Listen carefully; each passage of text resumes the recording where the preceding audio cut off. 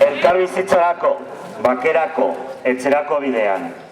Bilboko, Baionako eta Euskal Herriko ehunkarritako kaleak bete ditugu gaur. Elkarbizitzarako, bakerako, etxerako bidean lelopean.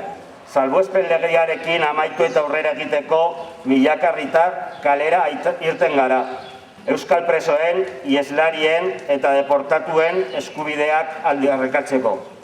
Horrek unkitu egiten gaitu. Herri solidarioa gara eta hala erakutsi dugu gaurkoan ere. Horregatik berriro ere eskerrak eman nahi dizkiegu zuogu hemen egoteagatik. Hoy hemos llenado las calles de Bilbao, de Bayona y de cientos de pueblos de Euskal Herria, bajo el lema Elkarbizitzarako, bakerako, etxerako bidean. Hemos salido a la calle miles de personas para reivindicar el fin de la legislación de excepción y para avanzar, para reivindicar los derechos de las personas presas, refugiadas y deportadas. Esto nos emociona. Somos un pueblo solidario y lo hemos vuelto a demostrar hoy. Por eso, una vez más, os queremos dar las gracias por estar aquí. Eta baita, 2021 urte osoan zehar egin ditugun mobilizazio eta ekimenetan gurekin egoteagatik ere. Ez da urte erraza izan, baina espetxe politikari dagokionean, urte luzez espero genuen aldaketaren lehen zantzuak ikusten hasteko aukera izan dugu. Hori egunerokoan, maila politikoan, sindikalean, sozialean eta instituzionalean lortutako adostuzunei.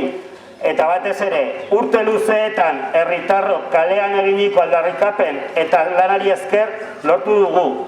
Elkarrekin urratsak emanez lortu dugu. Eta datorren urte honetan ere bide berean urratsak emanaz aldaketa horiek espetxe politika berri bat oinarri izatea lortuko dugu. Y también por estar junto a nosotras y nosotros en las movilizaciones e iniciativas que hemos llevado a cabo durante 2021. No ha sido un año fácil, pero en lo que se refiere a la política penitenciaria hemos podido ver las primeras señales de ese cambio que hemos esperado durante años. Lo hemos conseguido gracias a los consensos del ámbito político, sindical y social y, sobre todo, gracias al trabajo y la reivindicación de la ciudadanía. Lo hemos conseguido avanzando conjuntamente y este nuevo año dando pasos por el mismo camino. Conseguiremos que esos cambios sean la base para una nueva política penitenciaria. Izan ere, hasi baino eskara egin.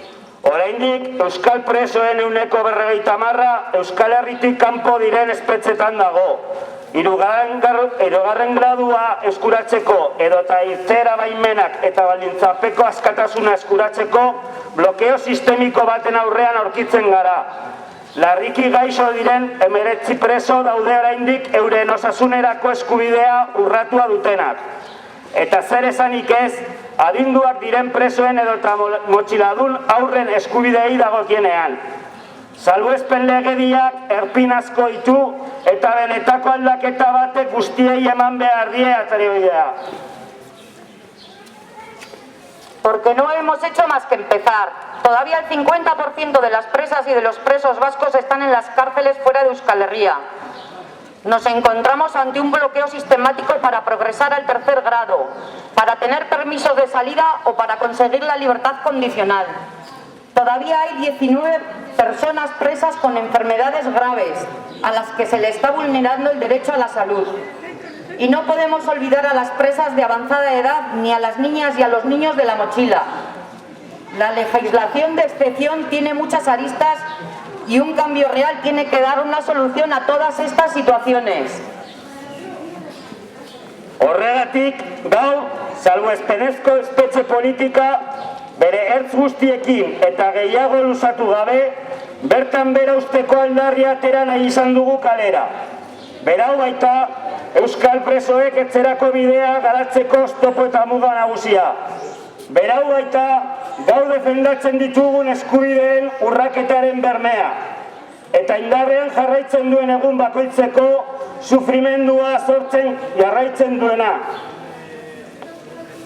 Por ello, hoy hemos querido sacar a la calle la reivindicación de poner fin a la política penitenciaria de excepción, en todos sus ámbitos y sin más demora, porque esa política es el principal obstáculo para las presas y los presos vascos recorran el camino a casa, porque esa política es la garante de la vulneración de los derechos que hoy estamos defendiendo y cada día que siga vigente sigue generando sufrimiento. Izan ere, elkarbizitza ezinezkoa izango da salbuespen legeriak eragindako eskubide horraketa desagertzen ezpada. Eta bide berean, etxeratze prozesua gauzatu dadin, eta espetxe politikan, hain beharrezkoa den erabateko aldaketa eman dadin, ezinbestekoa da elkarbizitzaren eta bakearen bidean aurrera egitea. Jarrai dezagun pausoka, elkarbizitzarako, bakerako eta etxerako bidean, elkarrekin lortuko dugu. Ya que la convivencia no será posible si no desaparece la vulneración de derechos generada por la legislación de excepción, y en el mismo sentido, para que sea realidad el proceso de vuelta a casa y para que se dé ese camino total tan necesario en la política penitenciaria, es imprescindible avanzar en el camino hacia la convivencia y hacia la paz. Sigamos caminando, haciendo el camino de la convivencia, a la paz y a casa. Entre todas y todos lo conseguiremos. Lortuko dugu!